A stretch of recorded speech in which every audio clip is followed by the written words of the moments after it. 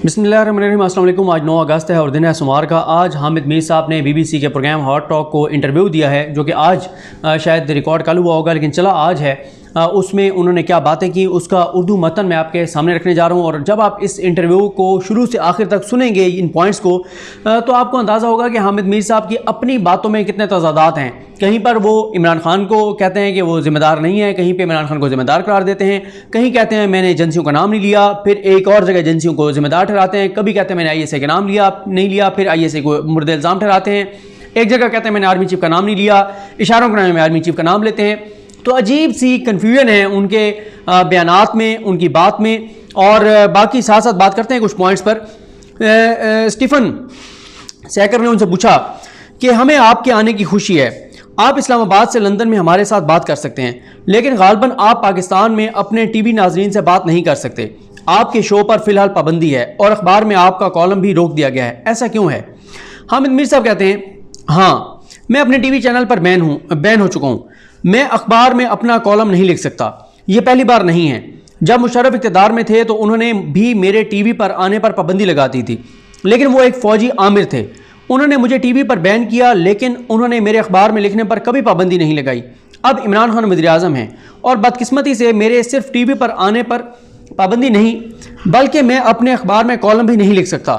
तो पाकिस्तान में जमहूरियत है लेकिन जमहूरियत नहीं है, आइन है लेकिन आइन नहीं है। मैं पाकिस्तान में सेंसरशिप की जिंदा मिसाल हूँ। उसके बाद एंकर ने पूछा कि यूँ लगता है कि आप पर पाबंदी नेशनल प्रेस क्लब के सामने मई में आपकी उस पुरजोश तकरीर के बाद लगी, जहां आपने उन कुव्वतों के बारे में बात की जो पाकिस्तान में सहाफ़ियों को निशाना बना रही हैं।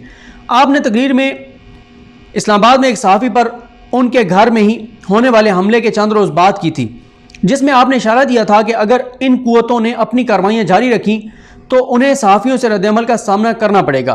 इन कुव्वतों से आपकी क्या मुराद थी और आप किस तरह के रद्द-ए-अमल की बात कर रहे थे? अब हामिद मीर साहब का जवाब सुने। कहते हैं, देखें स्टीफन, मैं कई कातलाना हमलों में बच चुका हूँ। अब सवाल आपने सुन लिया, सवाल क्या था, जवाब देखें। मैं कई कातलाना हमलों में बच चुका हूँ, मुझे कभी इंसाफ नहीं मिला, मुझ पर कई जाली मुकदमात बनाए गए और पाकिस्तानी अदालतों ने मुझे बरी किया। मुझ पर बार बार जाली मुकदमात बनाए गए, मुझे बार बार धमकियाँ दी गई। जब हमारे वज़ीर इत्तलात फवाद चौधरी ने आपसे आपके शो में बात की, उसी दिन 28 मई को जब मैंने खिताब किया था, तो उन्होंने कहा कि पाकिस्तान में कुछ सहाफ़ी बैरून मुल्क पनाह लेने के लिए ड्रामा करते हैं। मैं साथी सहाफ़ी के साथ खड़ा था जिस पर उसके घर में हमला हुआ था। मैंने कहा था कि पाकिस्तान में जब भी सहाफ़ी पर हमला होता है तो उसे इंसाफ नहीं मिलता, तो आप अगर हमें इंसाफ नहीं देंगे तो हम उन लोगों के नाम लेने पर मजबूर हो जाएंगे जो हमारे ख्याल में उसके ज़िम्मेदार हैं। अच्छा, यहाँ पर रुक के आप देखें, पहले धमकी दी वहाँ पे प्रेस क्लब के बाहर खड़े होकर, तुम्हारे घर की बातें बताएंगे, और फौज को कहा बुज़दिल है, भारत की फौज ताकतवर है, हमारे टैंकों को जंग लग गया है, फौज की क़यादत को बेगैरत कहा, गालियां बकी, क्या कुछ किया। उसके बाद माफ़ी मांग ली, धमकी दी, नाम बता देंगे, अभी तक नाम नहीं बता रहे। भाई आप फवाद चौधरी को कह रहे हैं कि 2 माह में उसने कुछ नहीं किया, आपने भी तो 2 माह में नाम नहीं बताया ना। आप बताए नाम, आप क्यों नहीं नाम लेते? आप ले नाम, क्योंकि आपको भी पता है कि आपके पास कोई सबूत नहीं है, आपको भी पता है कोई ऐसी चीज़ नहीं है आपके पास कि आप उनका नाम ले सकें, लेकिन धमकियां आप लगाते रहते हैं। उसके बाद एंकर ने पूछा कि पाकिस्तान में बहुत से लोग सोचेंगे कि इस बात का क्या मतलब है कि आप नाम लेंगे। आपको कैसे मालूम हो सकता है कि नौजवान सहाफ़ी मिस्टर तूर पर किसने हमला किया, और इसी तरह आपको कैसे मालूम है कि माजी में आप पर किसने हमले किए थे, क्योंकि कोई भी कानून की गिरफ्त में नहीं आया था। हामिद मीर साहब कहते हैं, जी यही तो वजह है। मेरे केस में जब मैं कराची में कातलाना हमले में बचा था, मुझे 6 गोलियां लगी थीं, जिनमें से 2 अभी भी मेरे जिस्म में हैं। मैंने एक शख्स का नाम लिया था, एक खुफिया इदारे के सरबराह, जनरल ज़हीरुल इस्लाम की बात करें जो DJ सही थे उस वक्त की हुकूमत ने, जिसके सरबराह नवाज शरीफ थे, उस वक्त चीफ जस्टिस ऑफ पाकिस्तान समेत सुप्रीम कोर्ट के 3 सीनियर जजेस पर मुश्तमिल एक 3 रुकनी इंक्वायरी कमीशन कायम किया था। मैंने इस आला इख्तियाराती कमीशन के सामने एक बार नहीं 2 बार अपना बयान रिकॉर्ड कराया। मैं जख्मी था, लेकिन मैं कमीशन के सामने पेश हुआ और अपना बयान रिकॉर्ड कराया, और जब कमीशन ने उस शख्स को तलब किया जो मेरे ख्याल में मुझ पर हमला करने या मेरे खिलाफ साजिश बनाने का जिम्मेदार था, तो उसने इनकार कर दिया और वो कभी कमीशन के सामने पेश नहीं हुआ और कभी रिपोर्ट पेश नहीं हुई। यही मामला असद तूर के साथ पेश आया। अच्छा, यहां पर रुके, ये देखें कि नवाज शरीफ के दौर में इनको गोलियां लगी, सुप्रीम कोर्ट ने भी कमीशन बनाया। जिस दौर में गोलियां लगी इनके मुताबिक, उस दौर में इनको इंसाफ नहीं मिला, लेकिन नवाज शरीफ को नहीं कहते कि नवाज शरीफ का दौर बदतर था। दौर किसका बदतर था? मुशर्रफ का, क्योंकि उसमें इनका प्रोग्राम बैन हुआ था। और मुशर्रफ से भी बदतर दौर इमरान खान का था, उसमें इनका प्रोग्राम भी बंद हुआ, इनका कॉलम भी बंद हुआ। लेकिन नवाज शरीफ का नाम जबान पर नहीं आता। नवाज शरीफ का दौर बदतर नहीं था कि नवाज शरीफ का दौर बदतर था कि मुझे गोलियां लग गई, नवाज शरीफ मुझे इंसाफ नहीं दिला सका, नवाज शरीफ का नाम नहीं लेना। मुशर्रफ फिर इमरान खान, ना नवाज शरीफ का नाम लेना है, ना आसिफ अली जरदारी के दौर की बात करनी है। आसिफ अली जरदारी के दौर में, नवाज शरीफ के दौर में अगर कुछ मिसिंग पर्सन भी हुए, कुछ भी हुआ, इनके दौर का नाम नहीं लेना। तो वाज़े आपको पता ही है। फिर कहते हैं कि असद दूर ने पुलिस को दरखास्त दी, जिस पर पुलिस ने FIR दर्ज की। एक इंटेलिजेंस एजेंसी का नाम उस FIR में शामिल था और हम मुतालबा कर रहे थे कि असद दूर के साथ इंसाफ हो, लेकिन बदकिस्मती से, अच्छा उसके बाद वो कहते हैं बदकिस्मती से कुछ नहीं हुआ। उसके बाद स्टीफन ने सवाल किया, क्या आपका दावा है कि पाकिस्तान की इंटेलिजेंस सर्विसेज असद तूर पर हमले की जिम्मेदार थी, जैसा कि तूर ने कहा? और क्या आप दावा कर रहे हैं कि गुज़िश्ता एक बरस के दौरान और इससे पहले सहाफ़ियों पर हमले में इजाफे के लिए पाकिस्तान की रियासत के लिए पाकिस्तान की रियासत जिम्मेदार है? हामिद मीर कहते हैं, देखें ये चीज़ें बार बार रिकॉर्ड पर लाई गई हैं, आलमी तंजीमों और पाकिस्तानी तंजीमों की तरफ से, human rights commission of Pakistan की तरफ से कई रिपोर्ट्स हैं। ये वो हक़ाइक़ हैं जो रिकॉर्ड किए जा चुके हैं। रियासती एजेंसीज, इंटेलिजेंस एजेंसीज पर बार बार हमले करवाने, सहाफ़ियों को अगवा करने का इल्ज़ाम लगाया गया। सवाल क्या था, जवाब क्या है? वाज़े ना जवाब देते हैं, इशारों के नोए में बात करते हैं, इदारों पर इल्ज़ाम भी लगाते हैं, खुलकर नाम भी नहीं लेते। उसके बाद जनाब हामिद मीर से सवाल हुआ कि वज़ीर इत्तलात फवाद चौधरी का हार्ट टॉक में कहना था कि बराए मेहरबानी नतीजा अख्ज़ करने में जल्दी ना करें, असद तूर का केस उलझा हुआ है, उसकी अच्छी तरह तफ्तीश होगी और इंसाफ होगा। वो कहेंगे कि आप नतीजा अख्ज़ करने में जल्दबाजी कर रहे हैं। हामिद मीर ने कहा कि उन्होंने ये बात 2 माह पहले कही थी, यानी फवाद चौधरी साहब ने, उन्होंने 2 माह पहले आपके शो में ये बात कही थी। अब 2 महीने गुजर चुके हैं, कोई गिरफ्तारी हुई है, ना ही कोई बात सामने आई है। फवाद चौधरी ने आपके शो में कहा था कि नतीजा निकालने में जल्दी ना करें। 2 माह गुजर चुके हैं, इंसाफ कहाँ है? यही तो इशू है, यही तो सवाल है। फिर उन्होंने कहा कि पाकिस्तानी सहाफ़ी, यानी फवाद चौधरी ने कहा कि पाकिस्तानी सहाफ़ी बाहर पनाह लेने के लिए ये ड्रामा करते हैं। मैंने या असद तूर ने कभी पाकिस्तान से बाहर पनाह लेने के लिए दरख्वास्त नहीं दी और ना ही हमारी पाकिस्तान से बाहर इमिग्रेशन हासिल करने में दिलचस्पी है। तो इंसाफ कहाँ है? यही तो मसला है। ताकतवर रियासत पाकिस्तान हमें इंसाफ फराहम करने में नाकाम रही है। नवाज शरीफ भी पाकिस्तान के खिलाफ बात, ये भी पाकिस्तान के खिलाफ, मतलब रियासत और इदारे और सारे मामला। स्टीफन जैकर ने कहा, अगर हम इंसाफ की बात करें तो इंसाफ को देखने के कई ज़ाविये हैं। आपने मई में जो अपनी तकरीर में कहा, उसकी वजह से आपको बगावत के इल्ज़ामात का सामना है और मेरे ख्याल में आप पर बगावत के 6 मुख्तलिफ इल्ज़ामात हैं। इन इल्ज़ामात के दुरुस्त साबित होने की सूरत में आपको उम्र कैद भी हो सकती है। हामिद मीर ने कहा, जी हाँ, और मैं उम्र कैद की सज़ा के लिए तैयार हूँ, क्योंकि अगर वो मुझे सज़ा देते हैं तो पूरी दुनिया को मालूम हो जाएगा कि पाकिस्तान में क्या हो रहा है। वैसे दुनिया को पहले ही मालूम है कि पाकिस्तान में क्या हो रहा है, क्योंकि मैं पाकिस्तान में सेंसरशिप की जिंदा मिसाल हूँ। सबको मालूम है कि हामिद मीर के साथ क्या हुआ, इस पर क्यों पाबंदी लगाई गई। सबको उन लोगों के नाम मालूम है जिनका मैंने जिक्र नहीं किया। सबको मालूम है कि मुझ पर पाबंदी का कौन जिम्मेदार है। आम पाकिस्तानी बहुत समझदार है, वो बहुत सहीन है, उन्हें हर बात का इल्म है कि क्या हो रहा है। लेकिन बात यह है कि पाकिस्तान में कानून की बालादस्ती नहीं है। हम इंसाफ चाहते हैं और चाहते हैं कि पाकिस्तान में कानून की बालादस्ती कायम हो, और अगर सहाफ़ी सवाल करता है तो उसे खामोश कराने की कोशिश ना की जाए।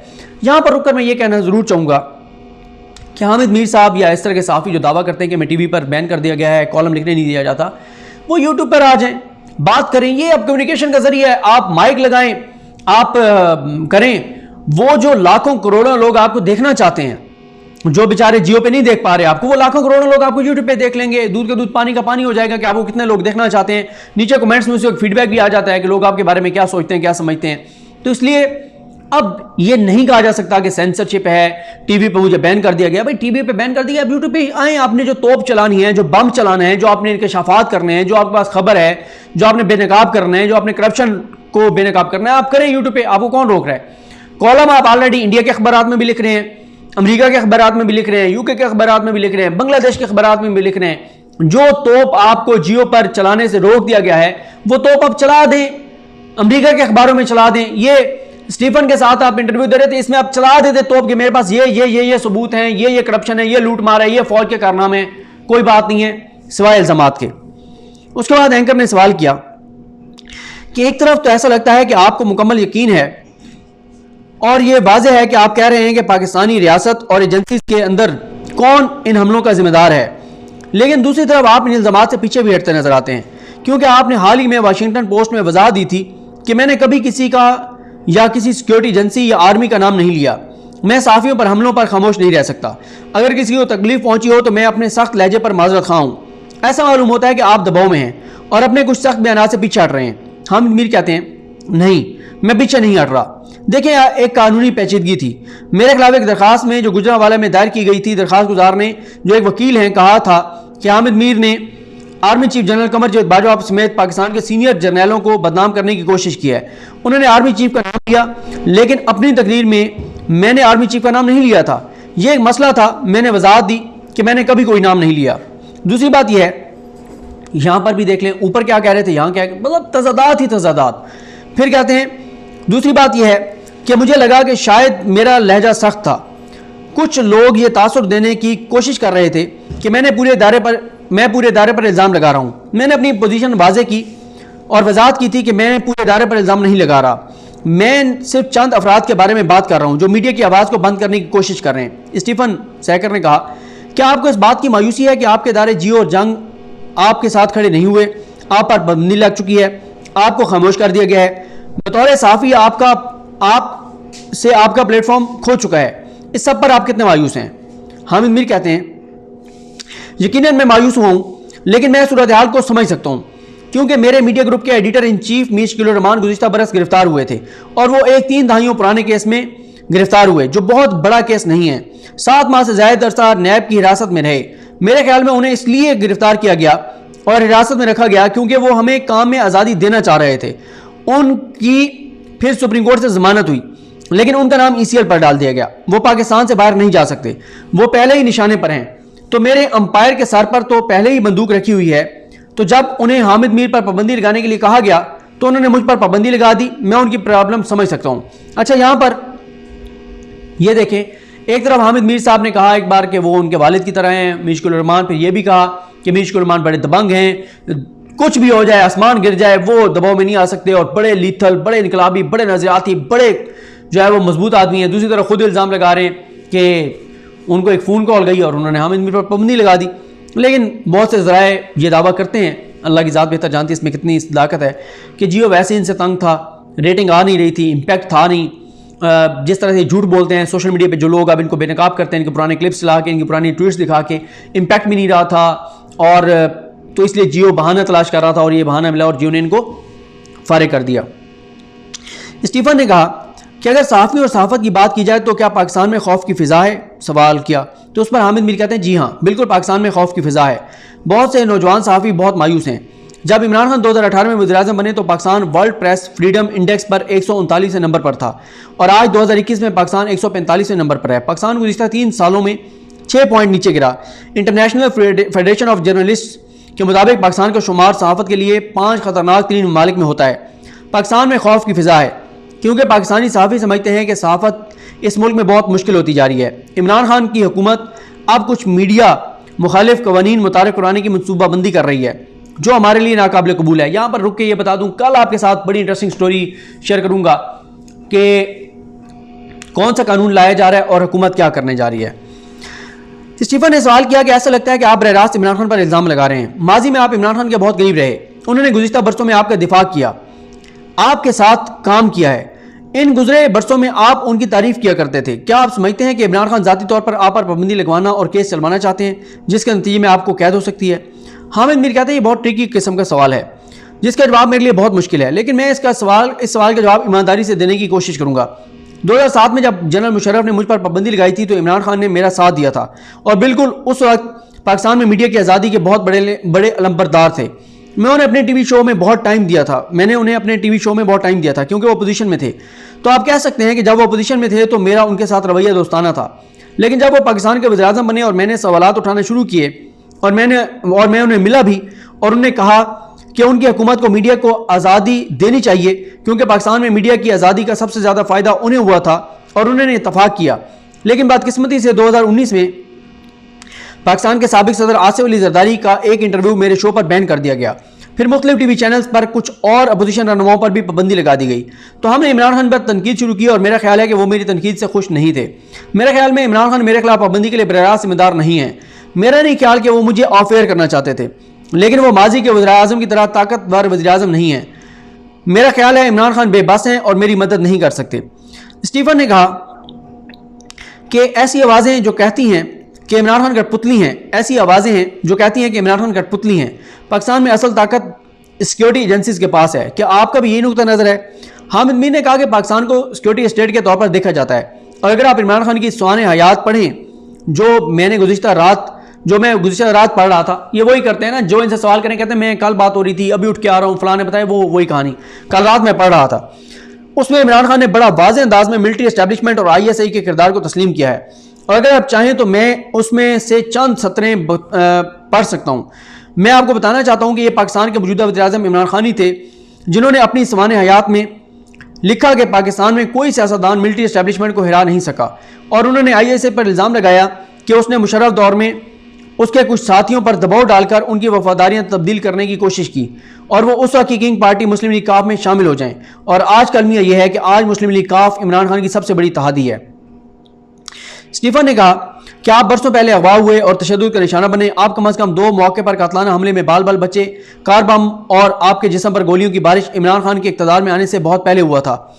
दर हकीकत इमरान खान की हुकूमत कानून साजी के जरिए सहाफ़ियों को तहफ़्फ़ुज़ फराहम करने की कोशिश कर रही है। तो आप इमरान खान के दौर के बारे में इस तरह बढ़ा चढ़ाकर बात क्यों कर रहे हैं? हामिद मीर ने कहा कि नहीं, मैं मुबालगा आराई से काम नहीं ले रहा। अगर आप इमरान खान की इंसानी हकूक़ की वज़ीर शीरी मज़ारी से बात करें तो वो आपको बताएंगी कि मैंने जर्नलिस्ट प्रोटेक्शन बिल के ड्राफ्ट की तैयारी में उनके साथ तामुन करने की भरपूर कोशिश की, जिसे हाल ही में पार्लियामेंट में पेश किया गया। उन्होंने कई बार खुलेआम कहा कि हामिद मीर इस ड्राफ्ट की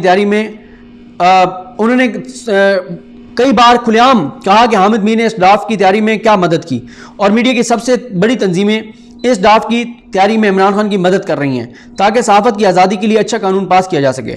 लेकिन दूसरी तरफ वही हुकूमत जो आपके ख्याल में हम पर सेंसरशिप नाफिज करने की जिम्मेदार नहीं है, एक और मीडिया डेवलपमेंट अथॉरिटी नामी कानून पर काम कर रही है, जिसके तहत मीडिया ट्रिब्यूनल बनाए जाएंगे, जिसमें सख्त सवाल करने वाले और हुकूमत पर तनकीद करने वाले सहाफ़ियों पर केस चलेंगे, जुर्माने होंगे और 2-3 साल तक कैद भी हो सकती है।